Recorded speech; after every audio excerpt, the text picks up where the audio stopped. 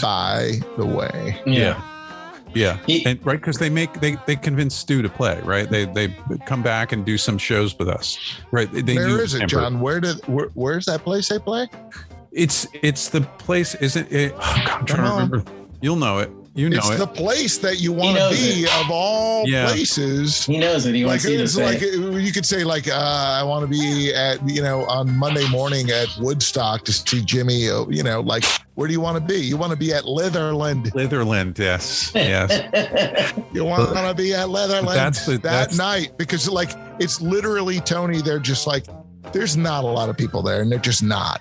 But at the same time, like, it is people hanging around on the outskirts of the dance floor, bands doing their thing and going up and being like hokey jokey, whatever the British dance hall on one shit. Side, girls on it's the like other. Fucked up, like everybody sucks. And the Beatles come on and start pounding, and they're just like, "What the hell is that?" And it just is like they've been rocking. There's a 10 moment. hours a day, 6 days a week. For the previous 4 months, just like whatever songs they could think of, like they're just killing, like as a they band, just walk up to the mic and Paul just goes like, "Until I'm not," and that's it. It's all like Little Richard is here, it's like, and they're just, and they have their harmonies, and they're just, and they're so tight, and that's. Right. And so that's the whole thing. That's kind of truly that show, that moment in December of '62, that's when they become the Beatles. That's like so Stu hasn't dropped out of the, I don't think he's told the band he's dropped out yet. Yeah. I think he's told John. Maybe he's told John. Maybe so Stu actually plays a date in England with him. Yeah, they play. I think he's helping them out for a little bit. Yeah. Because in the McCartney 3-2-1, he does mention that after Stu was gone, he said, that's when I switched over to bass, and he said, well, quite simply, we needed a bass player, and John wasn't going to do it. John and George. He said John and George weren't going to do it, so I did. That's why I stepped up. So we got lumbered with it. And they do speak like, the bass player was always this big guy, Yes, he does say that, yeah. But so Tony, it's always the fat guy. All of that, the thing that also makes it really amazing is it just so happens, right? These German art students who are just very influenced by the French. But we're back in Hamburg, John. It's okay to go back to Hamburg now. Yes, the story concluded, and so you jump forward. No, his point concluded. Now we're going back to go. It's okay to go back but so they this is where the haircut's coming. Like they're right because in the club is like it is drunken sailors and gangsters and and prostitutes or whatever. It's not cool hip kids in this place. Mm-hmm. And Klaus Worman walking by one night just hears this noise and fighting with Astrid. Yeah, so he's the girlfriend. He goes for a walk because rather the boyfriend of Astrid Kircher. How do you say it? Kircher, I think. Yeah. Kircher. Got a lot of bars at the end. That one. And they get into some sort of fight, and he walks off into Hamburg, like the red lights district, and he hears the sound and goes down kind of check it out. And he goes back and says he has to the next night. He brings Astrid in there, right? And Jürgen Vollmer, and also Klaus Vormann. And so they like come night after night, and I think it's actually many nights before they even really talk. And they don't speak much English, right? Yeah. At all. But they're these, and they just watch, and they're just like, holy shit, right? Cool. She starts taking pictures immediately. Yeah, she's smitten with Stu, right? And he with her, like they literally like talk about getting married, and they barely could speak the same language to each other. Oh, true romance. Yeah. But they bring the Beatles back to Astrid's very wealthy, like comes from a wealthy family, and bring the Beatles back to the house, and they stay there. So it's like they're getting like this real like culture and stuff too, and an interest in this other stuff, right? And it's like, and George gets like the first haircut and all of that stuff too. Well, not yet. That's the second trip, right?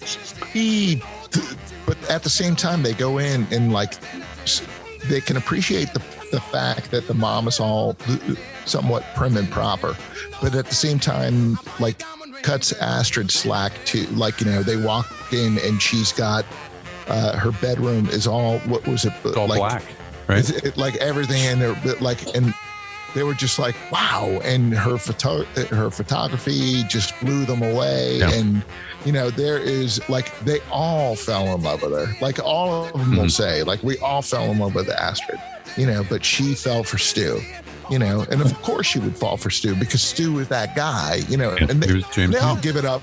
Like no one holds it against him. They're just like, yeah, he won that one, you know. Yeah, and, but it sounds like they get this escape from like literally living in like the bathroom, absolute squalor, you know, and like we can take a shower and have something good to eat. But and like apparently John and the mom like are really friendly. Like he always stops in and says hello. Like he, you know, like it was just like, imagine all of a sudden it's like you're like total low life. And then also you're in this like, you know, practically royalty of Germany, you know. It's a weird thing. It's punk rock though, John. Like, you know, there's times where like Tony, you were there with us down in Virginia, like sleeping in that, you know, it was a squat, you know, it was just like, it was a abandoned apartment building. And they were just like, yeah, here's a place for you to stay. And here we are, a bunch of like, you know, whatever.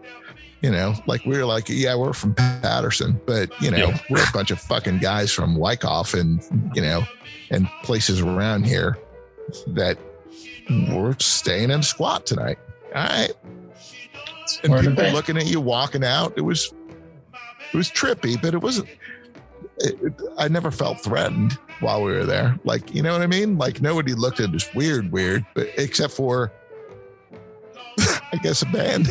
I guess a band stayed here last night because I think we dragged everything upstairs. We couldn't leave anything downstairs, and the guy was like you don't want to walk around at night. You want to get in. Yeah, I remember that. It. Yeah, it was just somebody sleep in a van that night? I recall. I think I did. If that was in Virginia, yeah. You slept in the van that night. Yeah. Wow. It was the better choice. Out. I don't know. Absolutely. I just did. Yeah. Oh, I just did. Absolutely, it was. But I remember that guy. Upstairs. I remember it was a flop house, yeah, and it's similar in Baltimore, where some artists. Tony weighed like 95 pounds at the time too. We were like, "You stay out with the van. You don't want to walk in here, Tony. You don't want to walk in here." That's right. It was true, but right, the Beatles endure the same, you know, sort of, you know,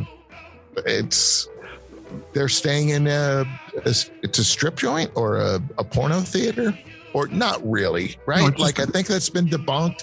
Like they always said it was a porno, like, you know, but the Bambi Kino.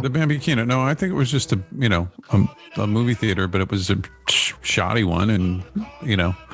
It was crappy. There was no shower, Tony. They had a sink to wash up and stuff like that. And they were just like stuck back in the cinder block area. You know, like there was just like cinder block. Bunk beds. George loses his virginity back there, as a matter of fact, with the other guys in the bunks back there, and they cheered him on. Oh my God! Hey, George. But hey, right? George. And then they go from that. From that to that August, they go from the Indra, then they get bumped up after whatever. They're, instead of going home after those 6 weeks, they get is it the top 10? What's the next club they move to? While they're there playing that, they start playing. First, they get sent home. Remember, John? Like they start playing the top 10. That's when Bruno gets pissed off because they start playing at a different club. That's right. And he gets pissed off, and that's when he has them all deported. But I'm saying, so do they go home at all between August and beginning of December? I don't think so. I think when their first trip there ends with, John coming home last, whenever that is, John. Like, I don't know the dates. But I'm saying, but in that window, don't they go from the Indra, they try to sort of double and play both places. Not like they really have, they only have one day off, really, right? And then they end up with Rory Storm and the Maybe Beatles. They do. Like, is it because they break the stage? Yes. I think so. They break the stage. And Rory is actually the one who goes through the stage. Is that the top 10 or is that the Indra? I think it's the top 10 because I think the Indra. That's what happens. I thought at one point. I'm blanking on his name. Who's the guy? I'll find his name. Bruno. I thought he has more than one club and he moves them to the other club. He does have more than one club. And so he starts circling around actually to a point where there's sort of a hybrid, another group they make out of putting the two together, where it's like a couple of the guys from the Hurricane and the Beatles. But it's not a real band. No, it's not. Like it's just while they're playing and trying to stretch the hours out. Yeah. That's all that is. But that's what I mean. That's there's so many hours he's trying to fill between his multiple clubs. He actually kind of makes a third act. But nobody ever talks about an actual band or even a spin-off-y, like, that thing that they did all the time. It didn't it was totally ad hoc. But I think. But don't they actually even record like a song with Ringo on drums? Like they meet Ringo playing drums. Yeah, they do, but that's another one-offy kind of. Yeah, exactly. But this is actually, and Ringo pure happenstance. But Ringo was talking about how he had lost his copy of the acetate, and the other guy in the band, like one of the other guys at Rory Storm, has a copy and won't make Ringo a copy of it. Like it's never been released. Oh, no kidding. Yeah, and this is I don't know that one. That's a good one. Yeah, he's like he won't give him, like his copy broke or something. Yeah. Ringo, of all the Beatles too, as a side note, he's the collector, by the way. Yeah. I think Ringo's the collector because he was the one that I think he's got number one. He sold it. White Album. That's what I'm saying. He sold it. Yeah. Oh my gosh, he sold it. Yeah, but it was like for charity, and it got like $150,000. It was like it was like no, he doesn't need the money, but it was sold. It was Ringo's number one. But anyway, but that's, to me, that like if there's one moment where it's just an incredible. But could you imagine though, even if you were just a band rehearsing that much, and I guess that's a special situation where you have an audience and you're someone else essentially cracking the whip between the middle of August and the middle of December. So it was September, October, November, December. So it's 3.5-4 months of those hours. Like, do you think you'd come out the other side being like the friggin' Beatles? Like I think it was just it's a combination of they were the first band to go through that, to have their vocals, to have returning to a town that's never seen, like they went to a tougher town and came back to an audience that was essentially easier to blow away because like these hometown crowd, the teenagers and hometown crowd, and like